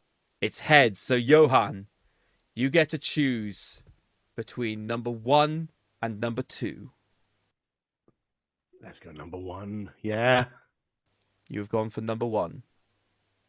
So you have gone in 60 seconds. Woo! Okay. And again, Car Chase the movie.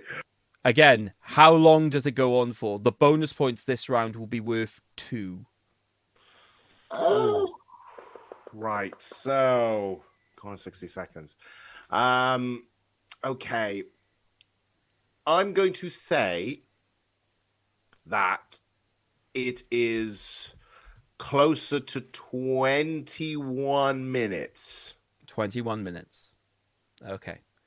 So, Shelley, you have been left with the film we've been discussing today, Mad Max Fury Road. Okay. What time are you going for? Well, I was just gonna say 22 minutes because I remember one of the other top 10 being 17. So if I kind of hedge my bets 5 minutes out of that. But now I'm thinking if I've got Mad Max, it's probably quite a bit longer.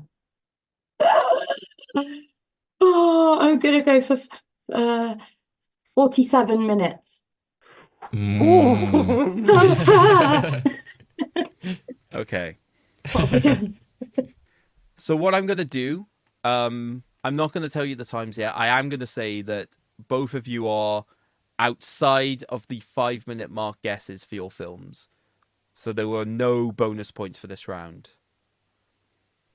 So it all comes down to who wins between Gone in 60 Seconds and Mad Max Fury Road. We have a car versus a war rig.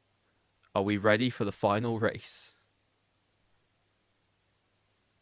3, 2, 1.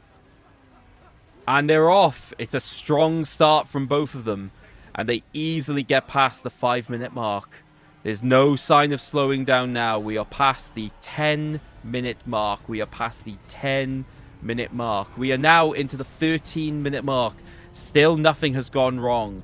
Everything's going according to plan. This is the smoothest race we've seen today, ladies and gentlemen. We're now coming up to the 15-minute mark, and, whoa, what's this? One of the wheels is starting to wobble. Oh, this could affect the performance of one of the films. We're up to the 16-minute mark, and we're still going. Oh, no. Oh, disastrous. One of the films, it's lost its wheel at 16 minutes and 46 seconds, so the other one is going. It's up to the 20-minute mark, but it's still going. It's past 25. It's past the 30 mark. It's past 35. It is hit the 40-minute mark where it's decided to stop out of a sense of pity for the other film. So in second place, reaching 16 minutes and 46 seconds, is Mad Max Fury Road, which means the 40-minute long car chase. Wow! Gone in 60 seconds. Wow. Oh, wow, I really undershot that. And I really overshot that. Yeah, that's sort of why I was like, I can't let them think there's hope for the bonus points. I can't let them think this. Wow, totally over. Complete role reversal. Actually, that's the thing. We literally swapped answers. We wouldn't have gone far closer with bonus pointage. I was getting excited because I was like, oh, I almost said 45 minutes and I'd have got the bonus points and it wasn't even my film. I really need to watch Gone in 60 Seconds again. But yeah, I don't know on what basis I've done this, but what yeah. does So Mad in Max that case, equate it's to? That's me. It's like a car. Yeah, It has to be a car. So that means in a very tight end game, Shelley is 3, but our winner today is Johann with 4. So congratulations. Yay! Still, you have won the King Fury of the Road. It's funny, like throughout King that, I of was the like, oh road. well, Shay's clearly got this now in terms of like the one going for 40 minutes. Like, oh, Johann has lost one, but he still managed to get in there, which his luck is still continuing with the end games. I kind of feel like I feel like I lucked on that one, though. To be frank, I got through it. I mean, the entire basis of the game is pretty much luck. If you just, unless you absolutely know the film's really dead on. But obviously, you are the winner, so that means you now get to decide the film going for next episode. So, do you want to choose yourselves, Shelley's, David's, or my film choice? Well, okay, so listening to all of your ones, they're very interesting, and I think they could be good. But I would love to see how you respond to this one. So I'm going to pick mine. Oh, you are making a mistake, but okay. Oh dear. But anyway, so Johann, you've chosen your film. So tell us then, with a little bit more description as to why it is that you've chosen it for this film, what it is we're discussing in next episode.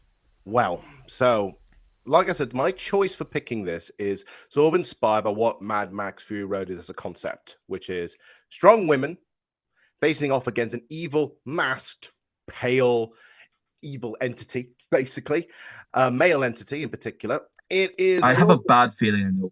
And it is also a belated sequel. It's been a while for it. And so, from 2018, I'm going to give you an American slasher movie. This is the 2018's Halloween. Oh, wow. Okay. Oh, okay. All right. That's not what I thought it was going to be, so that's fine. So yeah, if you watch the movie, you'll see why I Yes, of chose it. course. Hang on. Is this not part of our seasonally thematic ruling? It's a horror movie. You've given us a film literally called Halloween in summer. You can watch Halloween whenever. In fact, really. That's true of any film. It's whether you should. I argue that this is more... the Michael Myers is more than just a holiday. Yeah. All right. Well, if our listening figures go down, we all come. It's such a big franchise and stuff. I think I do. Like, I think Christmas is very different, but Halloween, but basing all horror films on Halloween is, which I get what you mean, Greg. Obviously, this is called Halloween, but It's thinking about it overall, I thought it would just be good. So yeah. It's oddly enough, this is one of my favorites out of the franchise, and I just wanted to really see your opinions on it. So yeah. Okay, interesting. So David, where could we watch 2018's Halloween? So at the moment, it's mainly online. You can get it for rental. So that's on places like Amazon, Apple, Sky, and YouTube. But you could also, of course, catch it on physical media if you got a copy. Also go out there and buy it, or possibly there might be screenings. But between recording, things can change. So do check online. Just Watch app is what we use, or Letterboxd. Sometimes we'll tell you where you can find it.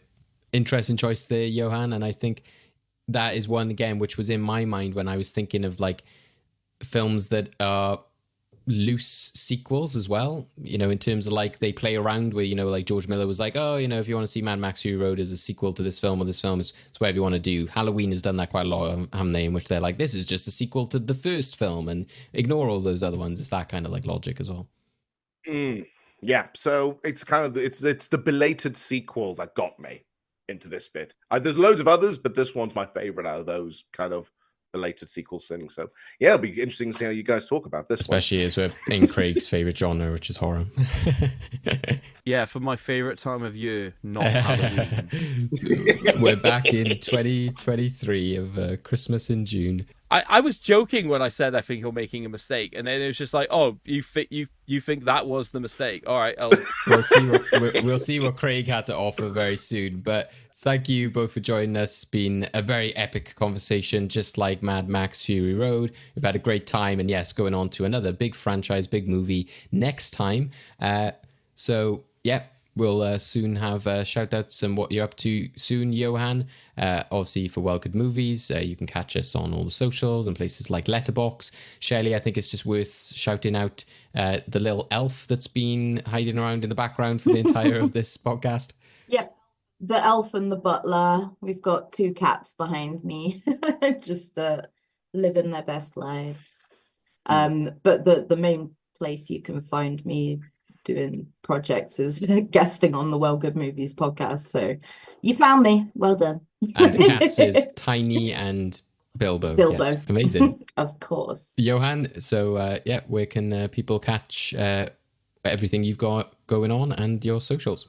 Okay, so you can find me on I'm usually more on Instagram, so it's Johann _ Cult Film Club, where you get to find out all my Cult Film Club stuff, as well as all the stuff I do on my YouTube channel with my buddy Ed, called Enigmatic Retro Rewind, where we do a lot of nostalgic videos and talk about reviews, games, that kind of stuff as well.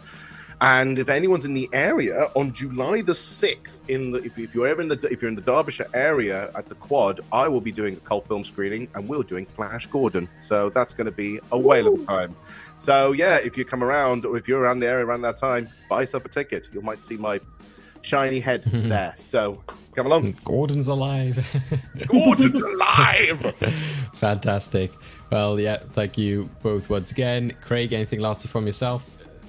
What can I say at this point? I'm sorry. He's like Immortan Joe with Angharad in his arms, like, ah. What, you expect me to just be on the microphone, just being like,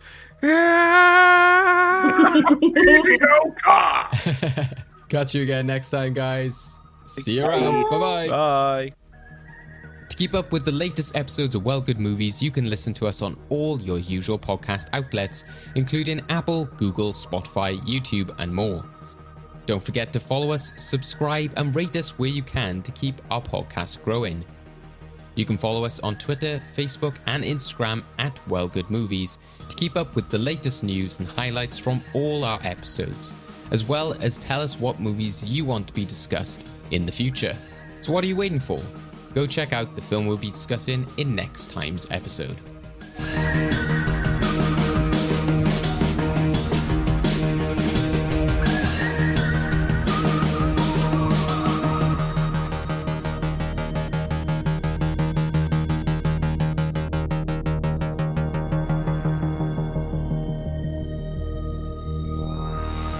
Yeah, for Damus. Damus. Ha! You said Damus. Is that Sean your name Benham, now? Damus.